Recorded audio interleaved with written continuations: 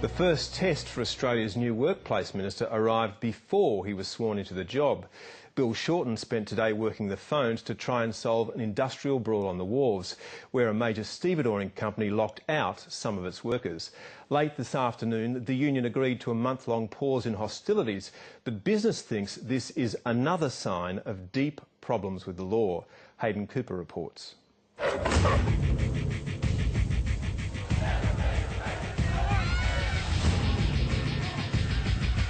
Scenes of chaos on the waterfront will long be remembered as among the worst industrial disputes this nation has seen.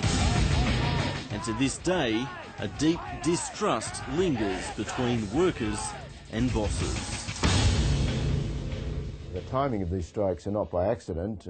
Just before the Christmas break, one can see that the strikes have been planned to have maximum disruption. We've hit them with a feather duster and they've come back and hit us with a sledgehammer, and it's a completely disproportionate response.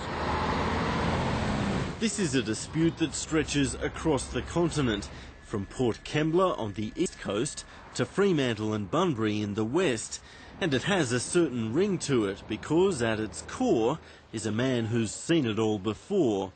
Chris Corrigan, the former Patrick Stevedores boss who took on the unions a decade ago, is now the chairman of POAGS Stevedores, a company that's just locked out workers at 3 sites. I don't think it's a surprise that we've got another industrial dispute on the wharves. It's an industry which over the years has generated a lot of industrial conflict, and of course Chris Corrigan has been part of some of the most famous instances of disputation we've seen in that particular industry.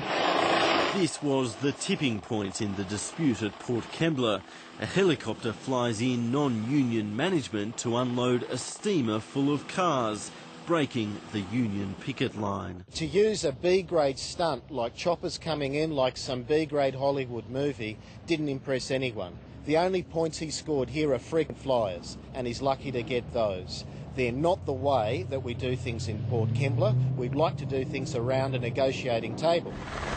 At Port Kembla, workers were let back in this morning, but in Western Australia, the company-imposed lockout continued, as did the protests. The workers, united, will never be defeated! In Fremantle and Bunbury, we've seen a completely different set of circumstances where the company have taken an extremely aggressive action and locked us out in both those areas, regardless of whether or not we're taking industrial action or not. The company says the industrial action is costing millions and it wants Fair Work Australia to intervene. We've been contacted by Fair Work Australia, and we have now lodged an application with Fair Work Australia to try and have the matter conciliated. But is this latest dispute a reflection of the times? The Qantas lockout will be remembered as one of the biggest stories of the year. Is the shipping industry now adopting similar tactics? No, I think there are massive differences, of course, between aviation and maritime, but it is interesting how quickly the government did react once Qantas took the action that it did.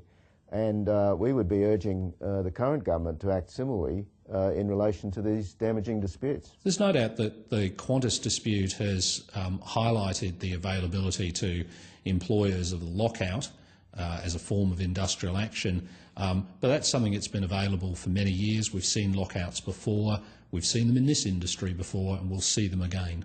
Professor Andrew Stewart lectures in industrial relations at the University of Adelaide. He rejects the industry claim that workplace disputes are on the rise. We've got a number of agreements coming up for renewal at the moment. It's no surprise to see that we're having some disputation. But if we look at the figures on industrial action, they're pretty clear. We're still operating at pretty much record lows. I'm William Richard Shorten. It doesn't make this man's new job any easier. Bill Shorten's most important task in the next year will be handling a review of the Fair Work Act.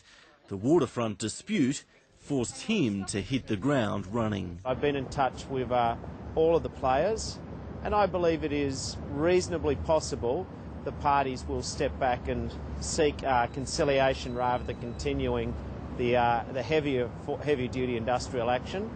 That is not yet decided. That's up to the parties involved. but I've certainly hit the phones hard since this morning to see if we can't get everyone back around the table, talking as I know these intelligent representatives can do. This is obviously an issue for the government. It's happening on the government's watch. It's happening under the government's legislation. And I think that it's up to the government to explain how it can possibly be in Australia's national interest at a very difficult economic time for these kind of disputes to be happening. When do we want? Now! Late today, a short-term breakthrough was made. The union has agreed to cease all industrial action for 4 weeks. Another chance to resolve a fractious dispute. Hayden Cooper reporting. Julia Gillard's New Look ministry has been sworn in, with one of its rising stars confronted by a problem on day one. Industrial tensions are flaring again on the waterfront. Lockouts and pickets are in place at 2 ports in a standoff over a pay dispute. The new Industrial Relations Minister, Bill Shorten, had barely received his commission when he called on both sides to settle the row. And tonight, the stevedoring company and the Maritime Union agreed to get back to the negotiating table. Here's Chief Political Correspondent Mark Simpkin. A ministry makeover can hit all sorts of turbulence. I'm even getting hit by your hand. I know. I'm turning us both into cousin-in.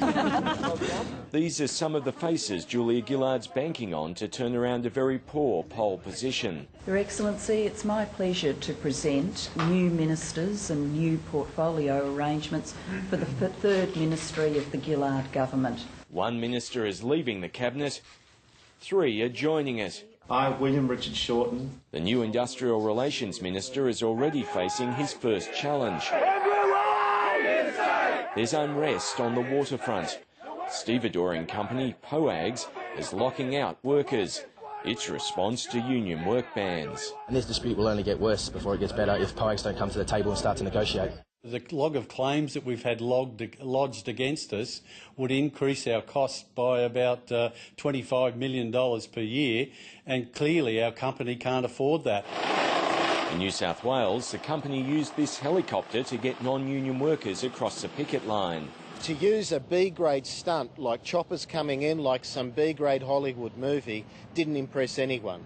The only points he scored here are frequent flyers. The government's calling for calm. Indefinite strikes by workers or lockouts by companies are at the less desirable end of industrial negotiation. I'd be pleased if parties can both take a step back and conciliate. Labor's Fair Work Act will be reviewed in the new year, but IR won't be the only sensitive issue the government has to deal with. Here's a sign of its own workplace relations. Do you like Kevin Rudd? The Prime Minister didn't give a direct answer. Prime Minister, do you like him? Look, Kevin and I are working well together, John. The reason I'm hesitating is because I don't like the, sort of pop psychology of it all. No cabinet that includes both Julia Gillard and Kevin Rudd can function effectively. As he likes it. Mark Simpkin, ABC News, Canberra.